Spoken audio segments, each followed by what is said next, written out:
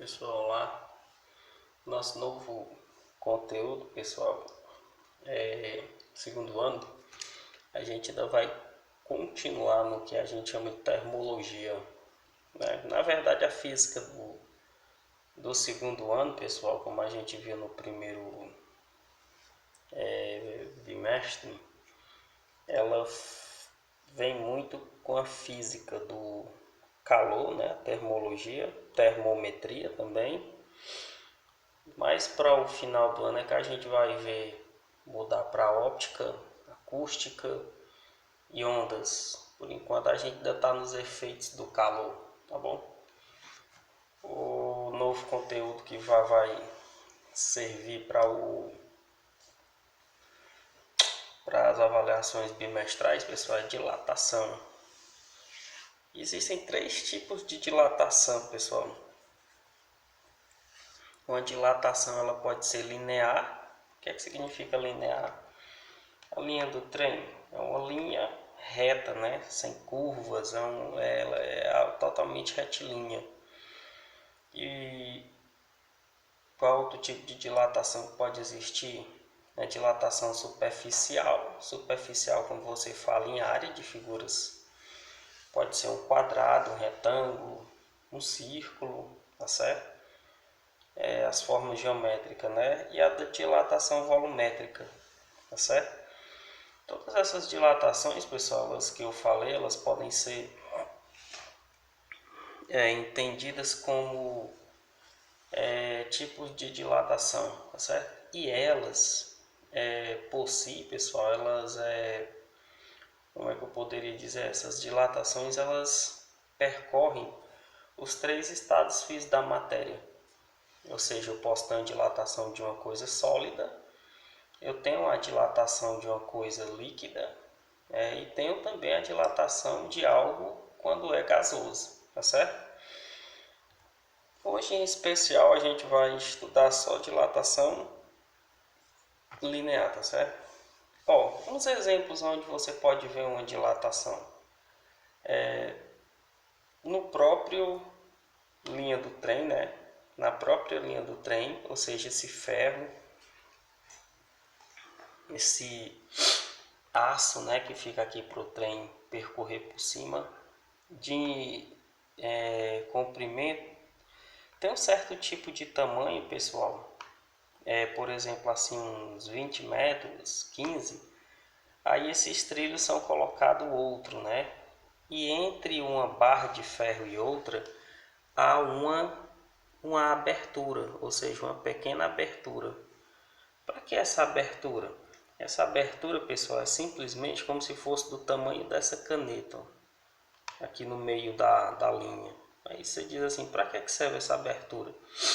Justamente para isso, ó, quando essa linha for submetida ao calor, que ela dilatar, ou seja, ela aumentar o seu comprimento, ela não sair das proporções, né, de suas medidas, tá certo? Então, dilatar, o que é dilatar? É variar o tamanho, ou ele aumentar ou ele diminuir, né, sofrer uma contração. Por exemplo, aí uma ponte. Esse exemplo aí dessa ponte aí, pessoal, você pode ver que no cimento, né, aqui, quando a pessoa está fazendo um cimento, colocando aqui um cimento em algum local, se ela não tiver uma pequena abertura, o que é que vai acontecer?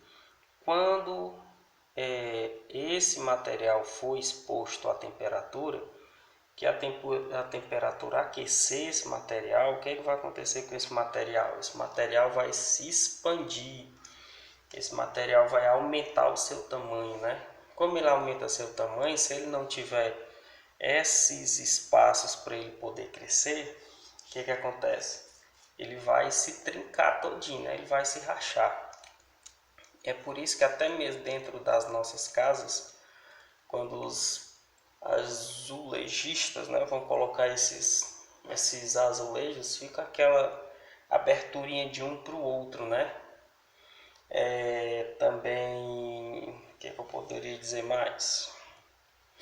Por exemplo, numa ponte. Você já percebeu quando você passa numa ponte, ela faz um barulho como se estivesse se movimentando, a ponte se mexendo.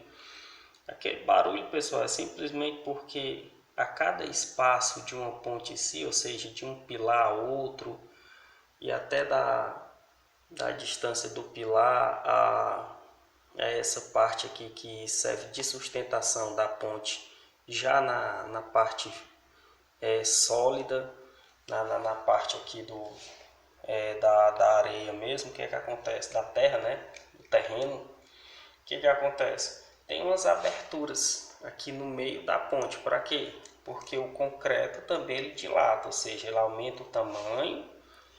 Quando ele é exposto à temperatura, ele aumenta o tamanho. Quando ele perde a temperatura, ou seja, a temperatura vai diminuindo, ele volta ao seu tamanho normal, tá certo? Aí você diz, esse negócio não cai não? Cai não. Cai não. Todas as pontes, pessoal, elas têm, tá certo? Seja de concreto, seja férrea. Outro exemplo, onde você vê dilatação? Dilatação em fios. Imagine isso aqui, ó, sendo um poste de um poste para o outro. Esses fios, pessoal, eles sofrem dilatação, tá certo? Eles aumentam o tamanho dele. Pegue uma cordinha de varal, de metal ou de alumínio, seja de que for, e coloque em sua casa, de uma parede a outra. Você pode esticar ela o máximo que você conseguir, mas passar uns dias, daqui uns dias, que ela vai ficar exposta lá à temperatura, você chegar lá, ela está toda flexível. Por quê? Porque ela dilatou, tá certo? Ela sofreu dilatação. Assim também são os fios na rede elétrica, tá certo? Pessoal, todos os materiais, eles têm tendência a sofrer dilatação, tá certo? Ó, aqui nós temos uma tabela com substâncias e coeficientes de dilatação. Por exemplo, ó, aço, alumínio, chumbo, cobre, ferro, ouro, prata, vidro e aí vai, né? Se você olhar, pessoal, por exemplo, de alguns aqui, quem é que a gente poderia citar aqui, pessoal? Nós poderíamos citar aqui, por exemplo, acho que o alumínio, ó, se a gente prestasse atenção, qual é o coeficiente de dilatação do alumínio? 2,4, né? Se você olhar o do vidro, 0,9. Quem é maior, pessoal? É 2,4 ou é 0,9? Claro que é 2,4, né, pessoal? Se 2,4 é maior que 0,9, então quer dizer que o alumínio tem o coeficiente de dilatação maior que o vidro. Quer dizer, quando eles forem submetidos à variação de temperatura, ou seja, hoje coloquei assim, uma peça de alumínio exposta a uma temperatura de 10 graus e foi até 80, quer dizer que nessa situação hipotética, se eu colocasse o alumínio e o vidro ia se expandir mais. Por que o vidro ia se expandir mais? Porque ele tem o valor de coeficiente de dilatação menor, tá certo? Então, quanto menor o coeficiente, mais ele aumenta quando ele está exposto ao sol ou à variação de temperatura. Então é isso aí, ó. Quanto maior o coeficiente de dilatação, significa dizer que ele vai dilatar com mais facilidade, né? Pessoal, uma coisa curiosa aqui, ó. Eu coloquei aqui, ó, ferro, ponto de fusão do aço. O ferro e o aço, pessoal, tem algumas diferenças nas suas particularidades, né? Por exemplo, o que seria o ponto de fusão do ferro? O ponto de fusão do ferro, pessoal, acho que vocês devem ter memorizado isso, né? O que é ponto de fusão? É quando uma substância passa do seu estado sólido e vai para o estado líquido. É esse exato momento, né, que no outro conteúdo a gente chamou de calor latente, né? Aí, pessoal, olha só, se o ponto de fusão é quando ele está saindo, deixando de ser sólido e ficando líquido, quer dizer que o ferro é 1000 a 1538 graus, o ferro atinge o ponto de fusão, né? E o aço, bem parecido com ele, pessoal, não é muito diferente não. O que é que significa? Para que eu coloquei esse exemplo aqui para vocês? Pessoal, toda construção, toda parte de construção, seja ela de prédio ou tipo uma ponte, seja o que for, essas construções elas são à base de ferro e concreto, cimento, concreto, tijolo, não é assim? Principalmente os prédios, pessoal. Os prédios, eles são feitos de estruturas de concreto muito grandes com ferro por dentro, tá certo? É como se você tivesse um negócio assim, ó. Isso aqui é toda a parte do esqueleto do prédio, né? Ó, sem os tijolos ou os tijolos, né? Se assim você quiser chamar. Então os prédios, pessoal, eles são esses emaranhados aí, né? De concreto e ferro.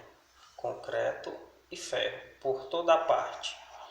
Pessoal, se Deus o livre se Deus o livre acontecesse um incêndio, como acontece de vez em quando em um prédio, vocês acham que era possível, existiria uma possibilidade desse prédio vir a arriar, ou seja, a desmoronar?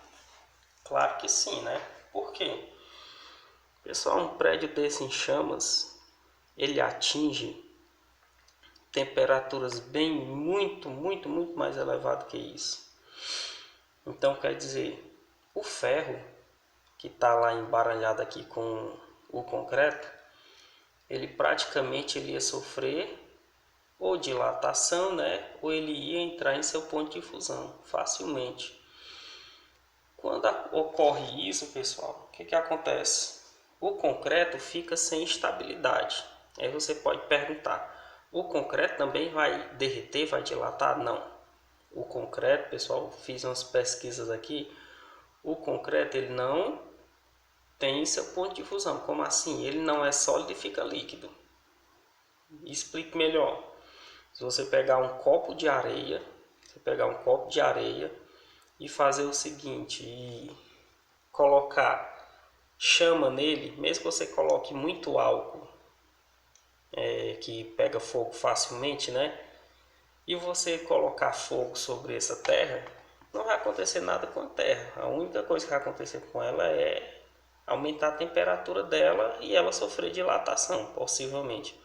Mas ela não vai chegar a derreter, pessoal. Ou seja, o concreto ele não chega a derreter. Mas o que é que acontece? Devido ao grande aumento de temperatura, ele vai aumentar seu tamanho. Aí gradativamente, quando ele vai voltando à sua forma inicial, que o concreto, pessoal, ele aguenta temperaturas altíssimas, mas quando ele vai voltando à sua forma inicial, ele vai trincando. E aí onde as estruturas dos prédios, quando são submetidas a incêndio, ficam todas, pessoal, danificadas. Algumas poderiam ficar assim, ó, dilatar nesse sentido, ou até mesmo assim, tá certo? Foi o exemplo que aconteceu em São Paulo há alguns dias. Um prédio, há alguns anos, né?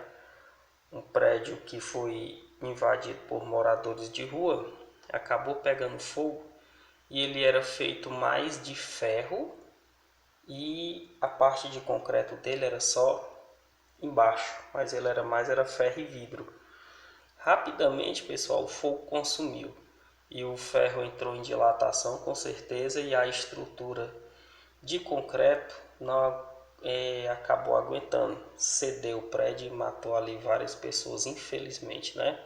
Então isso seria, pessoal, dilatação, tá certo? Ou exemplos de dilatação, tá certo? E como ocorre a dilatação? A dilatação, pessoal, isso aqui eu tenho um típico exemplo, ó, de uma dilatação linear. Imagine que aqui, ó, seja essa caneta, e essa caneta é de ferro. Então quer dizer que ela tem um comprimento inicial. Ou seja, essa caneta tem um comprimento inicial. Se ela for exposta, se eu colocar ela no meio do sol, ou seja, ela vai aquecer, ela vai mudar a temperatura, tá certo? Então, com a exposição dela à variação de temperatura, o que é que vai acontecer com essa caneta? Ela vai aumentar o tamanho, tá certo? Ela vai aumentar o tamanho dela. Então, dilatação, pessoal, é muito simples você perceber, ó. Eu tenho o tamanho inicial e o comprimento final. Essa partezinha bem aqui, ó, seria a parte que dilatou. E o que é que faz, pessoal, uma coisa dilatar? Na nossa visão, o que é que poderia fazer uma coisa chegar a dilatar? Ou seja, o principal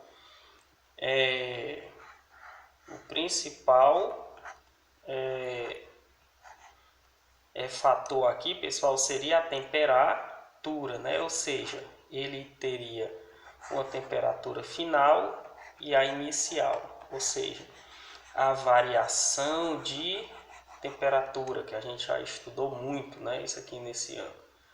A variação de temperatura seria o principal fator para que uma substância venha a dilatar. E toda substância ela vai ter comprimento inicial e ela vai ter o comprimento final e o quanto ela dilatou, tá certo? Qual é outra coisa, pessoal, que toda substância tem, segundo esse exemplo aqui, ó? Cada material de um para o outro, pessoal, tem o seu coeficiente. Cada material de um para o outro, ele tem o seu coeficiente de dilatação. Ou seja, uns vão dilatar com mais facilidade e outros vão dilatar com maior dificuldade, tá certo? Ou seja, se eu colocar alumínio exposto à temperatura, no instante o alumínio aumenta o tamanho. Mas se eu colocar já um que tem um coeficiente de dilatação bem baixinho, ó, nesse caso aqui, ó, então quer dizer, ele vai demorar muito, né? Ele vai demorar muito a dilatar, tá certo? Então são 4 fatores, ó. E daí você chega, pessoal, no que a gente chama de equação da dilatação linear. Equação da dilatação linear. Onde você vai ter, ó, ΔL, que é a variação de comprimento, comprimento final, comprimento inicial, tá certo? L0, que é o comprimento inicial, alfa, que é o coeficiente de dilatação linear, tá certo? Coeficiente de dilatação linear, ou seja, aquelas substâncias que dilatam apenas em uma dimensão. Dilatação linear é você dilatar uma coisa apenas em uma dimensão. E a temperatura, pessoal, variação de temperatura. Então é uma fórmula muito simples. O que é que eu preciso saber ou calcular para saber qual foi a dilatação que um objeto sofreu? Pego o comprimento inicial dele, por exemplo. Se eu quisesse pegar essa caneta eu dissesse, essa caneta tem 10 centímetros. Então 10 centímetros vezes o coeficiente de dilatação do plástico vezes a variação de temperatura. Se eu colocar ela exposta a 10 graus e depois a 20, então a variação de temperatura foi 10. Então é bem simples a fórmula, tá certo? Então, pessoal, nesse primeiro momento foi só teórico, nós não calculamos nada. O segundo vídeo vem agora com a explicação, pessoal, de como a gente calcular isso aqui, tá certo? Valeu!